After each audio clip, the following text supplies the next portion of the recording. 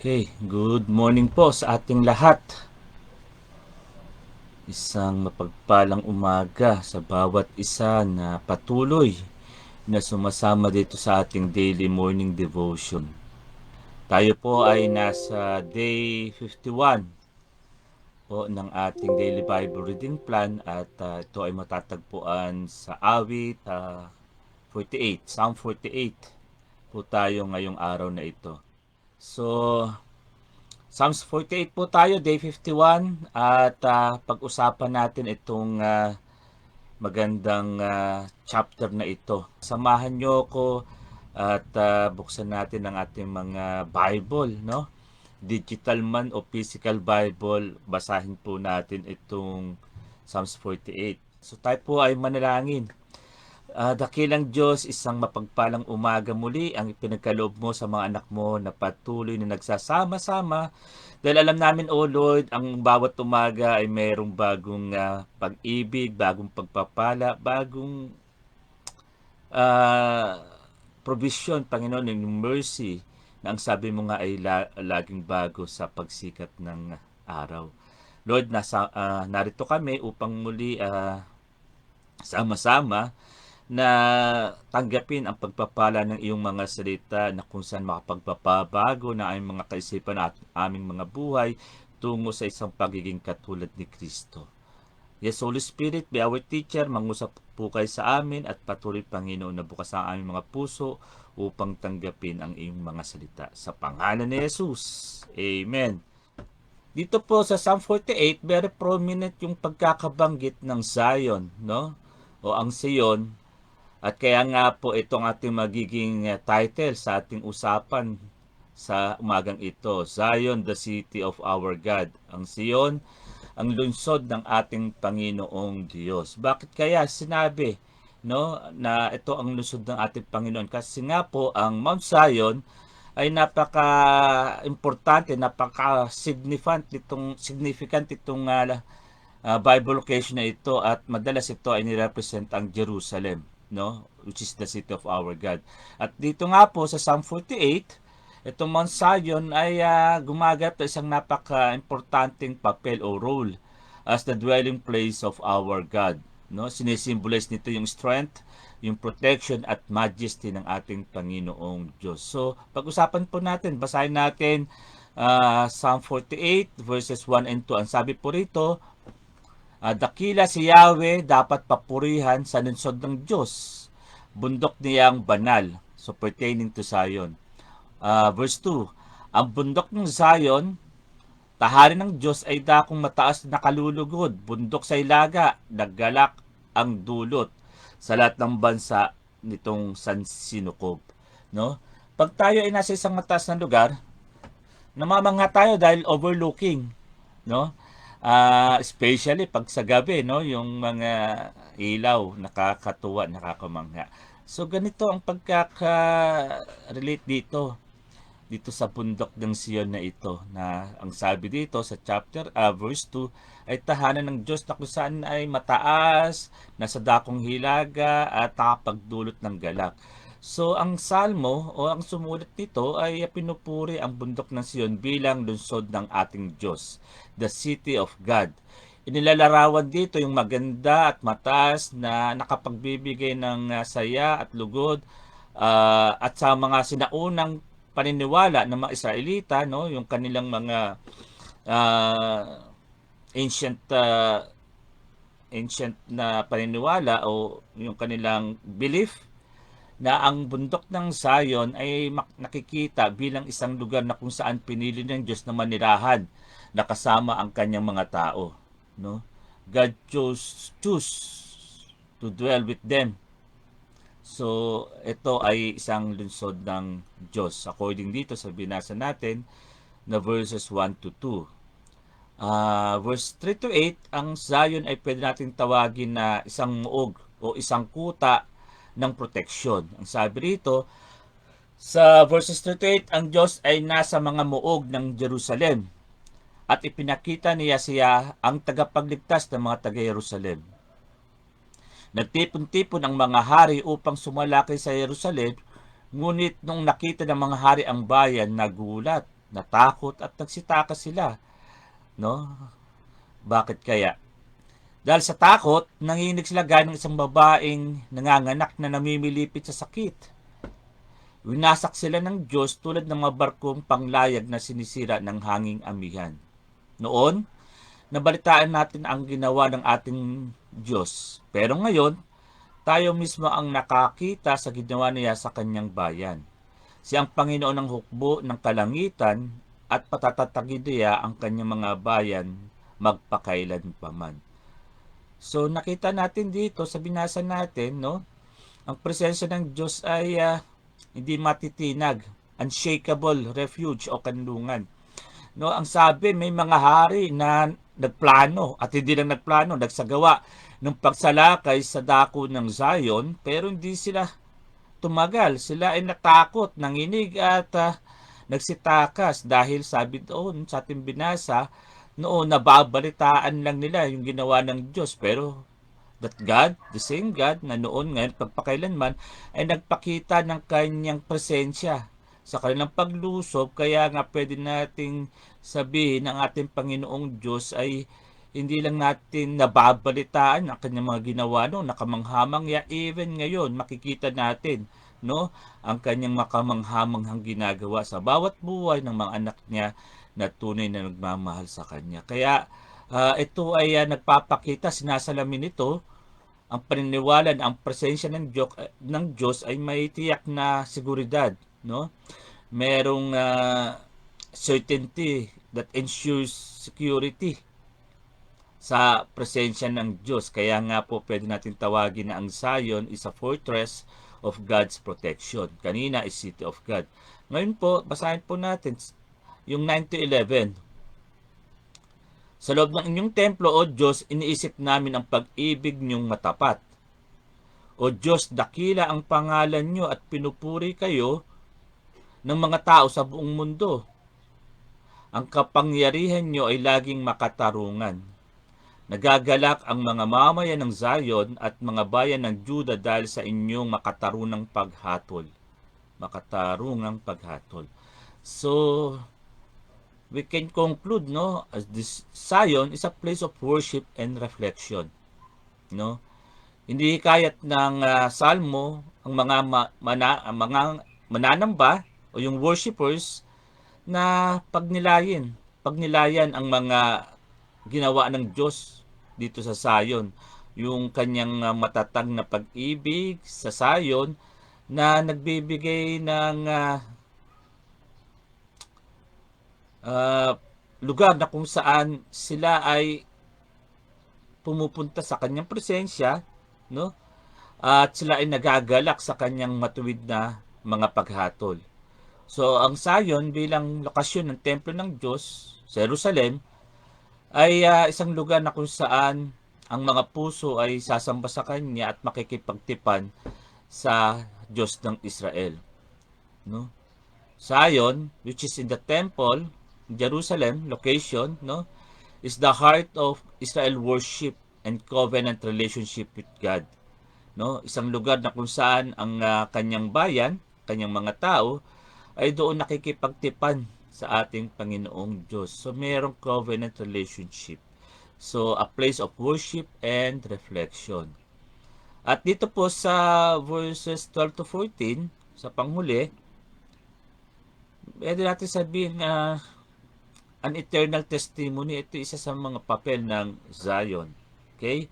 Ang sabi po sa verses 12 to 14, ang mga mamamayan ng Diyos, libutin ninyo ang Zion at bilangin ninyo ang mga tore nito.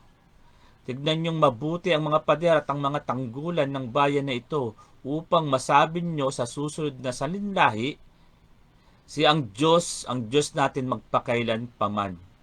Siya ang gagabay sa atin habang buhay.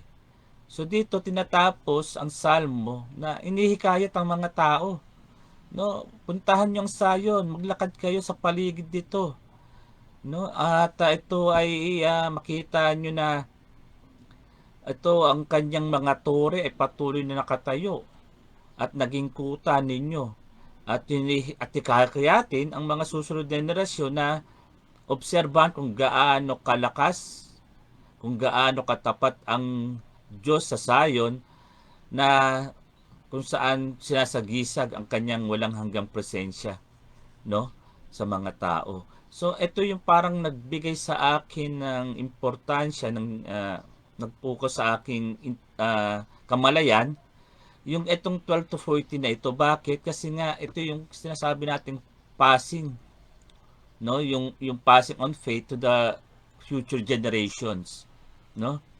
Dito ay tinatawag tayong lahat na mananampalataya na sabihin sa susunod na henerasyon, sa ating lahi, tell the next generation about God's mighty works, no. Hindi lang dito sa sayon na kung saan nakita natin, nabasa natin na natakot ang mga ah, nagkaisang mga hari upang lusubin siya, no? Even sa ating mga buhay, kung papaano kumilos ang Diyos na nagtagumpay ang ating Panginoong Diyos sa ating mga buhay, sa mga ating mga hinaharap na pagsubok, hinaharap ng mga challenges, at pwede natin sabihin sa mga susunod nating mga salinlahin kung papaano ang Diyos ay malakas, mabuti, makapangyarihan, at ating kuta o ating muog. Kaya pwede natin i-challenge yung ating mga sarili. Dahil nga po sa panahon ngayon na nakikita natin yung biblical literacy, no, dahil sa mga secular influences na nangyayari sa ating bansa, kailangan ay yan nanghihina, no, declining, na ang bawat magulang, bawat mentor o disciples o ang mga leaders ng church o ng simbahan na ituro sa susunod na henerasyon ang tungkol sa katapatan ng Diyos, no. Napaka nangyayari ngayon sa ating bansa, hindi lang sa ating bansa, sa buong mundo, na yun nga po medyo nililimitahan ang pagbubukas ng salita ng Diyos dahil sa mga iba't ibang mga issues, sa mga influences, at dahil dito talagang kailangan po natin kumilos ang bawat isa na ikwento, ibahagi, no, sa mga susunod natin sa linlahi na kung papaano kabuti at katapat ang Diyos. Kaya nga po natutuwa ako ngayon sa bagong presidente ng Amerika, no? Yung kanyang uh, political will na ang sinasabi niya dalawa lang ang gender na kanyang ina-acknowledge sa kanyang bansa, isang babae o lalaki. At kung merong confusion, anong sabi? Umarap ka sa salamin at kung ano nakita mo, yun ka. No, napakalaking conviction ng pagpapakita sa kahalagahan ng isang nilalang na ang Diyos ang nagpasimuno na binabago ng ating mga kultura, paniniwalang mali, no? At mga influences, at dahil doon nagkakaroon sila ng kapangyarihan na yun nga, na kilalanin sila. Pero walang kinikilalang ganun ang ating Panginoong Diyos, kundi ang kanyang nilikha na maaring babae o lalaki lamang. Kaya po napakahalaga ng bawat isa sa atin bilang isang magulang, isang disciple, mentor, isang church leader na talagang turuan natin ang ating mga susunod na henerasyon kung paano ang Diyos ay kumilos noon at patuloy nakikilos sa ngayon. Kaya sa ating reflection, pwede kong sabihin sa akin sarili na ako ba ay intentional na nagdidisipulo, nagme-mentor, at nagbibigay ng espiritual na paglago sa mga nakababatang mananampalataya. Am I intentionally discipling and investing in spiritual growth of a younger believers? Kaya nga po napakalaki nitong role ng bawat isa sa atin, no? Na makita natin na ang ating mga susunod na henerasyon ay tunay na hindi lang narinig ang kwento ng katapatan ng Diyos, kundi po talagang naramdaman nila at nakita nila kung paano ang Diyos ay patuloy na nagiging matatag na muog, tanggulan ng bawat isa. Kaya nga po itong Psalm 48 nito, no, ito ay nagpapakita na ang bundok ng Zion ay hindi lang isang spiritual symbol, no? Hindi lang isang geographical location, no, na matatagpuan sa Jerusalem. Ito rin ay isang spiritual symbol na kung saan ang Diyos, ang presensya niya, ang protection niya, ang kanyang kaharian ay naririto. Historically, ito ay nasa core o nasa heart of Jerusalem at ng Jewish faith. Pero more than that, it represents God's source of strength, joy, and salvation of His people. No?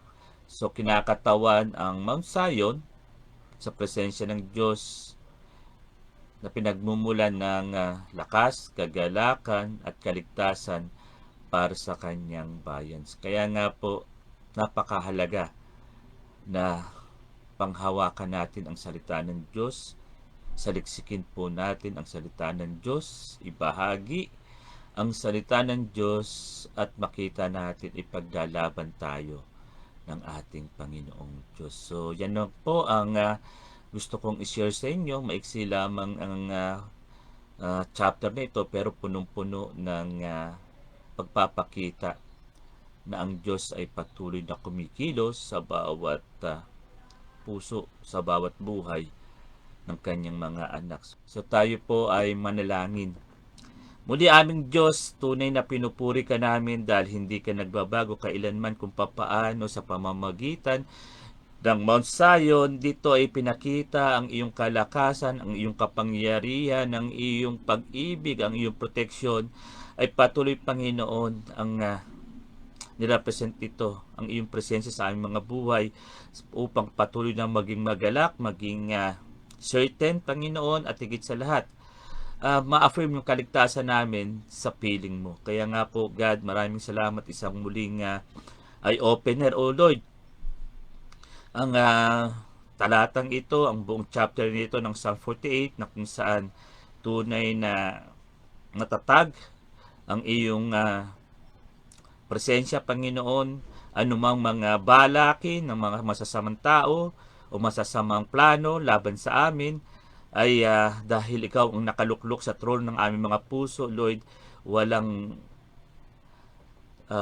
impluwensya sila na pwedeng patuloy na magkaroon ng impact sa bawat buhay namin. Ang sabi mo nga, Lord, ang mga hari na ito na nagtangkang pumasok sa iyong presensya ng iyong bayan, Panginoon, ay nagsitakbo na punong-puno ng takot at nanginginig dahil ikaw ang Diyos na kahit kailan ay patuloy na ipinaglalaban ang iyong mga bayan na kung saan ito ang iyong dwelling place. Kaya nga po, Lord, patuloy kaming umasa at patuloy naman ng palataya sa katatagan ng iyong mga salita at dahil dito, Lord, patuloy mo kaming paalalahanan na may mga susunod na henerasyon na nangangailangan ng iyong gabay, ng iyong mga salita, nangangailangan, Panginoon, ng hindi lang isang kwento ng buhay, kundi maramdaman ng mga susunod na henerasyon na ikaw ang Diyos noon, ngayon at magpakailan paman.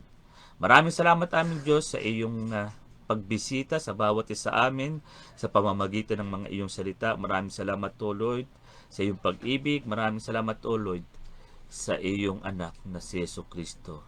Ang lahat ng ito ay aming tinataas sa Kanya. Wala nang ibang pangalan sa sinuman langit, kundi sa pangalan lamang ni Jesus. Mula ngayon at magpakailan paman, ang lahat ay magsabi ng Amen, Amen, and Amen. Muli mga kapatid, no, magkita-kita tayo mamaya 7:30 ng gabi sa ating patuloy na impartation of being a disciple of Jesus. No, pag-usapan po natin yung mga principles of being intentional disciple of Jesus na kung saan napakalaking tulong po sa bawat isa atin as we mentor, no? As we make this generation, next generation na maging follower din ni Jesus. Isa mapagpalang umaga po sa ating lahat.